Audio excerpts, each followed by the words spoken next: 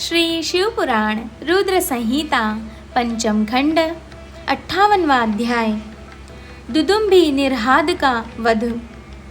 सनत कुमार जी बोले, हे व्यास जी, अब मैं आपको भगवान शिव द्वारा दुदुम्भी निर्हाद नामक दैत्य की वध की कथा बताता हूँ।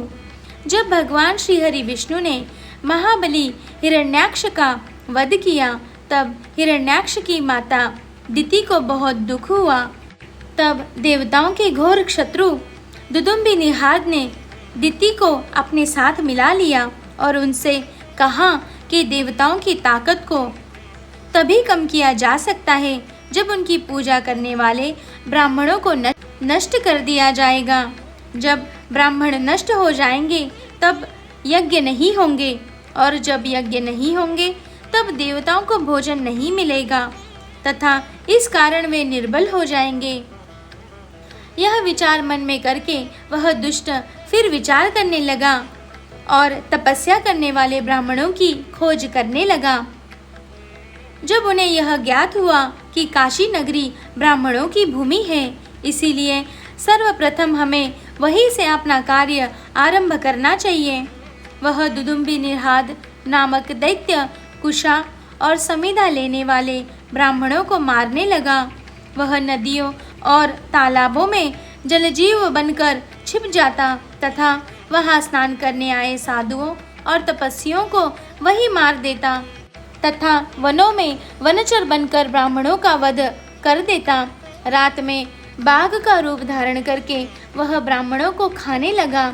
दिन में वह मुनियों की तरह ध्यान लगाकर मुनियों के बीच बैठ जाता था।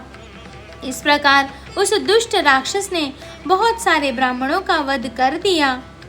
एक शिवरात्रि के दिन भगवान शिव का एक भक्त देवालय में बैठकर भगवान शिव का पूजन करने के पश्चात ध्यान कर रहा था। निर्हाद ने जब इस प्रकार से उसे अकेला देखा तो बाघ का रूप धारण कर उसे खाने के लिए आगे बढ़ा, परंतु उसने पहले ही अपने चारों ओर शिव मंत्र रूपी कवच धारण किया हुआ था, इसीलिए वह उस शिव भक्त को खा नहीं सका।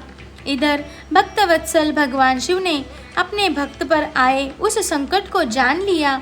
वह उसकी रक्षा के लिए शिवलिंग से प्रकट हो गए और जैसे ही दुदुम्भी निर्हाद दोबारा बाघ का रूप में उस ब्राह्मण पर झपटा, भगवान शिव ने उसे धर दबोचा।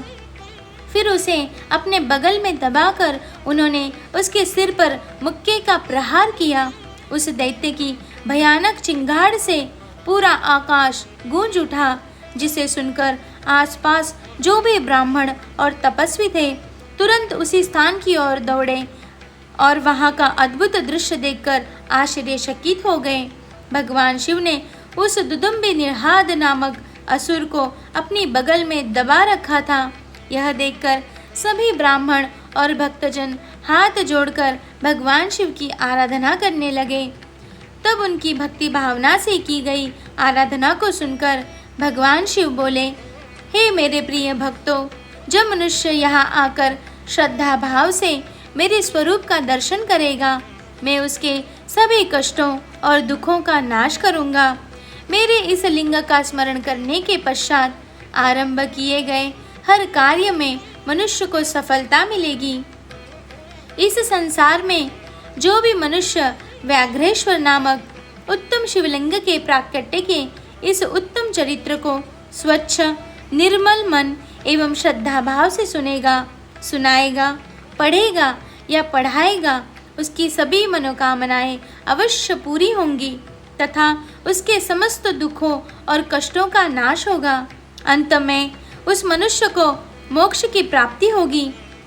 भगवान शिव की उत्तम लीला से संबंधित यह कथा स्वर्ग, यश और आयु प्रदान करने वाली तथा वंश वृद्धि करने वाली है।